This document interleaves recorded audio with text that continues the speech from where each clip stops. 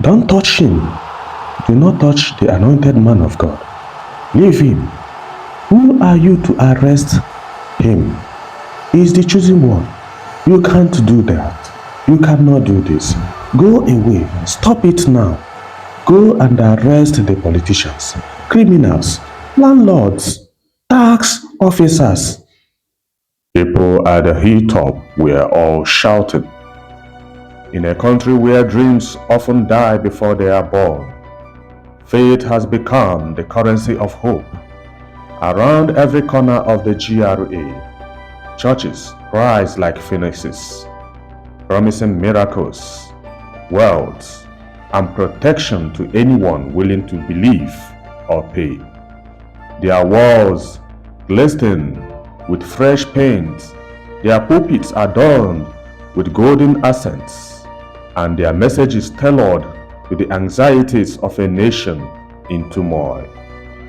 One would say the multitude of churches established in many corners of the country have started losing momentum. In some areas, the houses of God nowadays speak of money more than the federal government and the central bank. Material interest has crept in, and it might be right to say that most people who are pastors today wouldn't have become one if money-making wasn't part of their calling. Behind the grandeur of Prophet Dabosky ministry lay a growing murmur of doubt. Was the pool truly divine, or was it just another illusion crafted to exploit the desperation of the masses?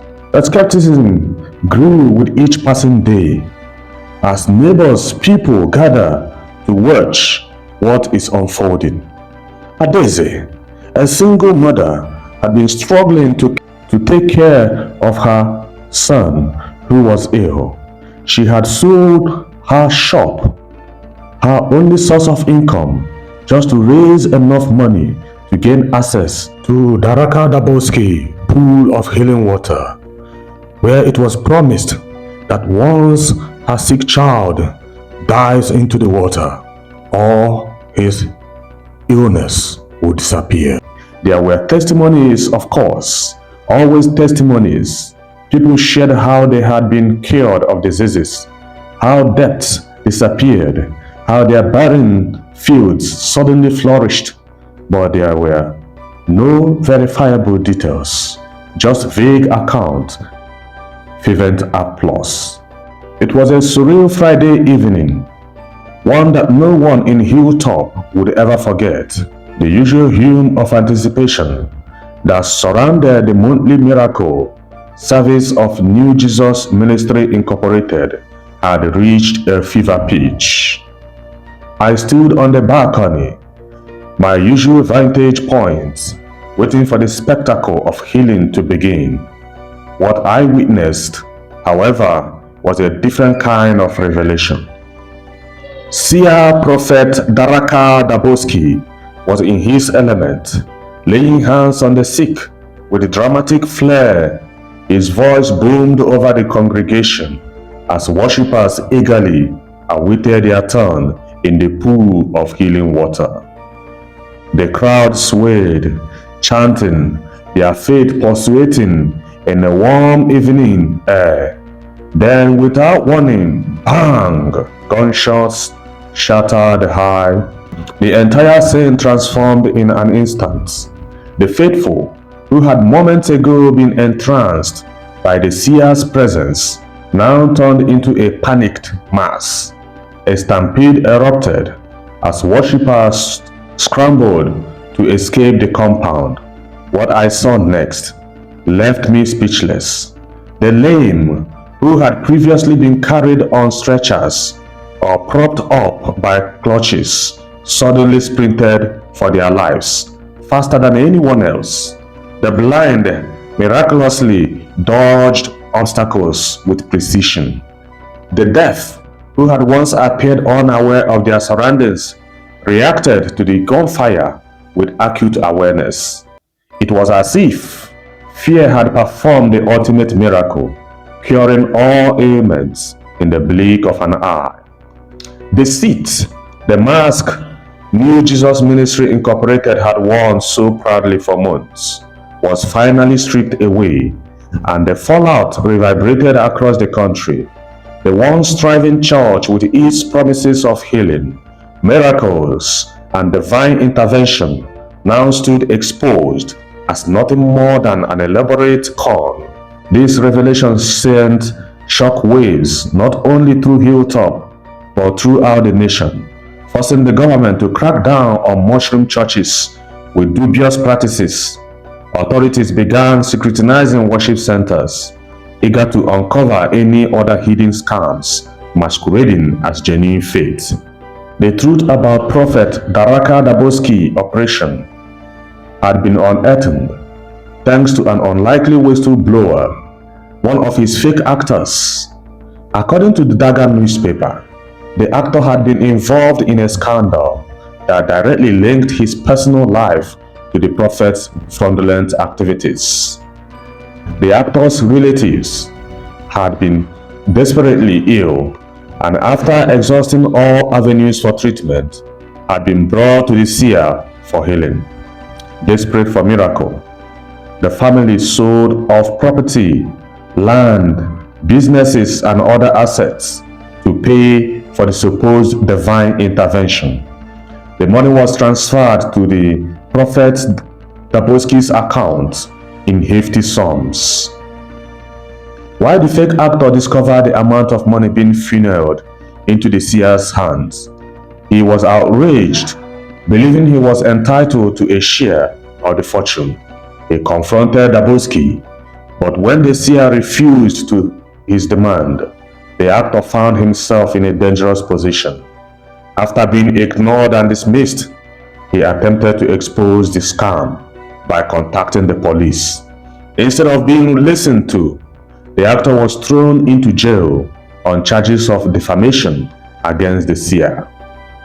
Months passed in silence, with no one checking on the actor's whereabouts.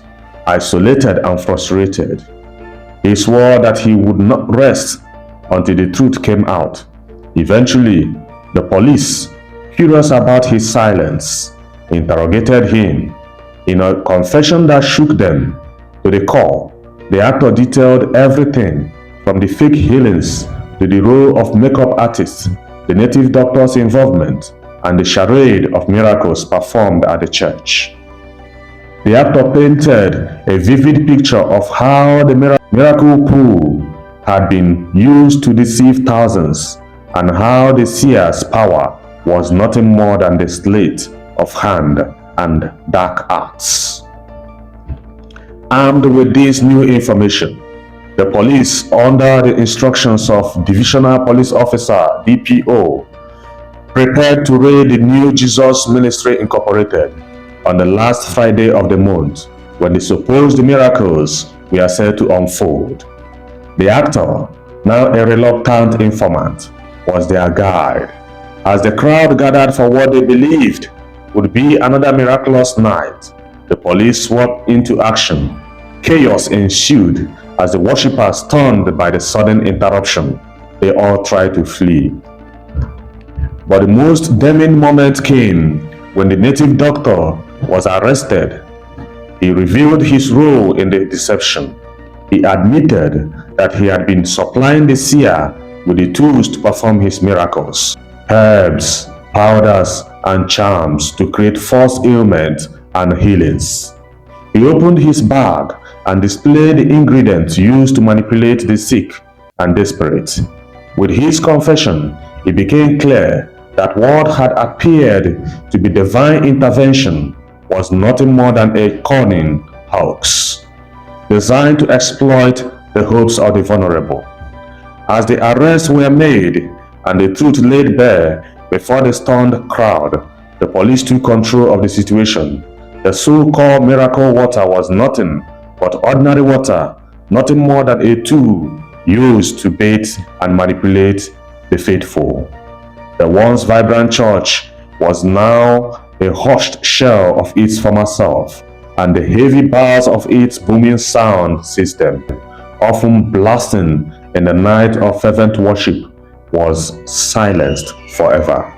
For the seer, Prophet Daraka Dabosky, the native doctor, and all the fake actors who had participated in the elaborate ruse, there would be no escape from the consequences of their actions.